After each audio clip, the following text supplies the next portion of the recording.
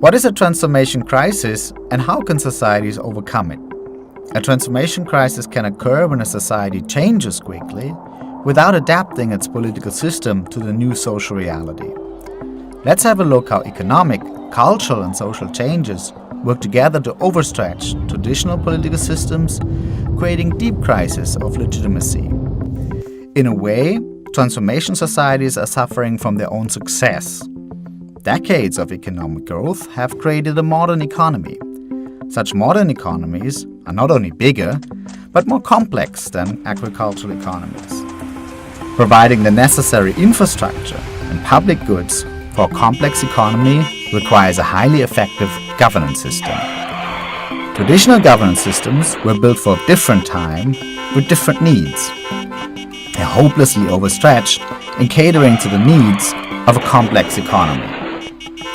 So the first structural change eroding the traditional order is increased complexity. A complex economy diversifies society.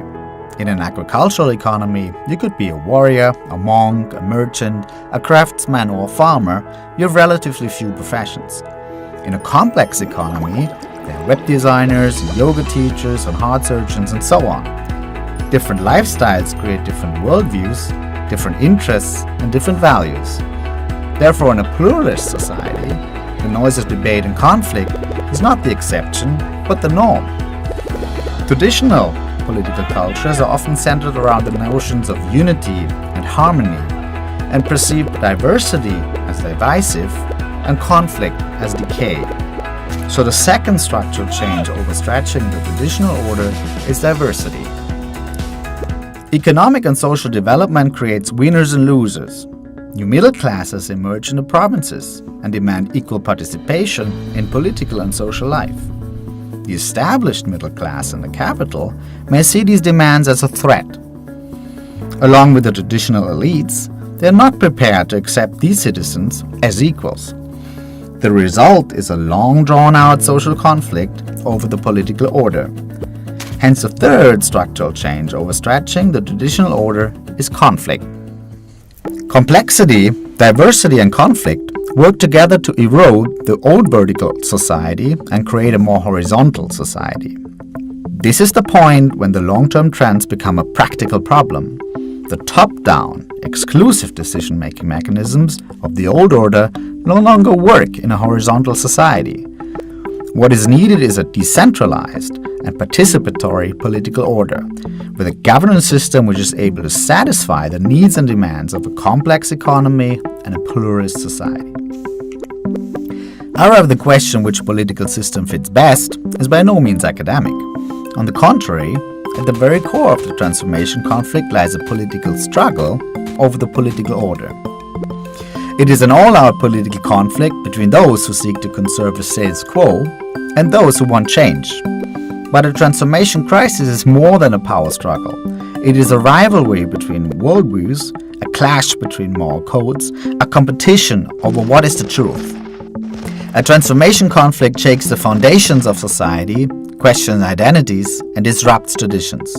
It is a polarized, emotional, and sometimes explosive conflict over the fundamental question how people want to live together in a society. If you look at the transformation paths of dozens of countries, strikingly similar patterns can be found. Once a country starts opening up its political system, stability quickly decreases. Only after the prolonged conflicts have been resolved through a social compromise, stability slowly begins to increase. In other words, transformations are a rough ride where things can get messy. The challenge for every developing society is to get through these rough patches quickly and safely as possible. Of course, some may think that it's not necessary to open up the political system. Especially when things get messy, they seek to rush back to the safe shore of authoritarian rule. A quick coup d'état may indeed create short-term stability. However, these rollbacks do not work in the long run. The structural changes at work will continue to cripple the political system and choke development. Sooner or later, society has no choice but to open up the political system again. The pressure to open up is not theoretical, but driven by urgent practical problems which cannot be tackled with the old tools. How to satisfy the growing demands for public goods if the middle class does not accept to be taxed? How to deal with demands for greater participation if traditional elites do not accept all citizens as equals? How to process the vast amount of information needed to steer a complex economy when only a few people have the authority to make decisions? In order to tackle these and many more challenges, the political operating system needs to be upgraded. The governance system needs to be able to process more information. This can only be done by the decentralization of the decision-making process to include more people. A basic mechanism is needed to determine who has the mandate to make decisions. Only elections can collect this legitimacy. Fuses are needed to limit majority rule to the rules of the game. Only a system of checks and balances forges these boundaries. New tools are needed to cope with sensitive and politicized problems such as corruption. Only institutions with a track record of proven impartiality will create this legitimacy. Only democracy has the necessary power sharing and mediation mechanisms to tackle all these challenges. In order to resolve the transformation conflict, society needs to renegotiate the social contract. On a political level, this means to adapt the political order to the new balance of power. On a social level, it means to strike a social compromise between all classes. This means the elites accept democracy as the only game in town and start to make their electoral platforms more inclusive and responsive to win a mandate supported by the majority of citizens.